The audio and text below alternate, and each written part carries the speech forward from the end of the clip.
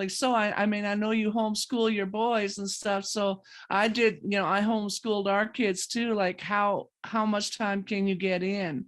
Yeah, so I run my business full time. I do consider this a full-time job. I probably work more than normal people hours. Uh-huh.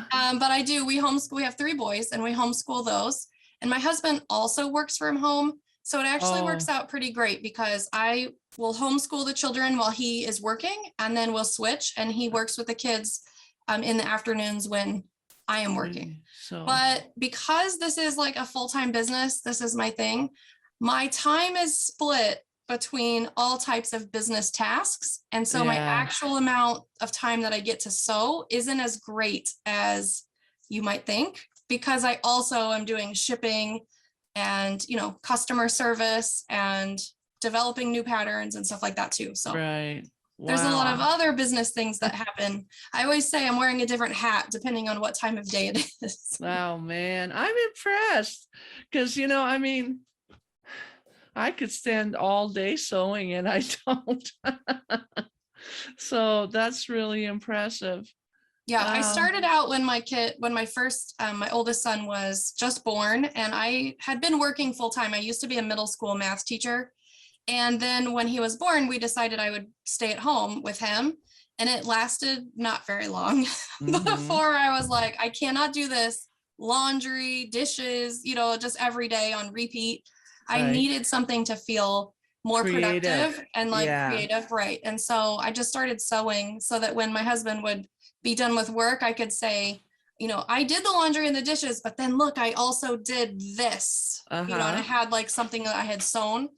And so it just really helped me mentally to have something that I could show for my time.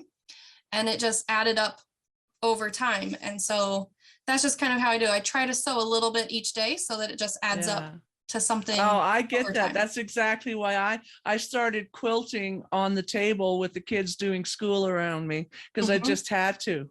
I had to do something. Yeah. Wow. Well, that is great. Do you have your own room in your house? Well, our basement is both where me and my husband work. So I do have the majority of the space. But my husband has a little corner that is his for his office. But yeah, I have a whole wall behind me. There's a whole wall of shelving, which is like my fabric stash. And then I have my Anova long arm and my sewing machine. So neat. Wow.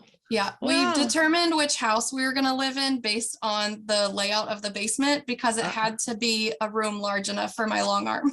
Wow. I have finally, for the first time in my life, I have a spare bedroom to myself for my sewing, and it's just wonderful. Of course, I filled up every inch, but it's just great. So yeah, I still quilt at the kitchen table too, because that's also where we homeschool, is on our kitchen table, because it's large enough where everybody can kind of spread out and have their own space. Right. And so I often am hauling my sewing machine up there, or patterns to put in the, in the bags or whatever. And I'm working on that at the same time that my kids are doing school. So I definitely spread out around the whole house. Yeah, I get it. I did the same thing. So. Well, that's great. Well, it's sure been nice talking to you. It's great to talk to you too. Yeah. Well, happy quilting. Happy quilting to you too. Thanks. I have some new patterns coming out in the next month or so. And then I'm Slice of Pie Quilts on Instagram, Facebook, and that's my website too, is sliceofpiequilts.com. So I would love to see you on all of those places. Well, I'm going to be checking you out regularly whenever I need a new idea for some crazy thing I've decided to do. So great. That's true. I do try crazy things. So I'm sure that if there's something out there, I've probably tried it.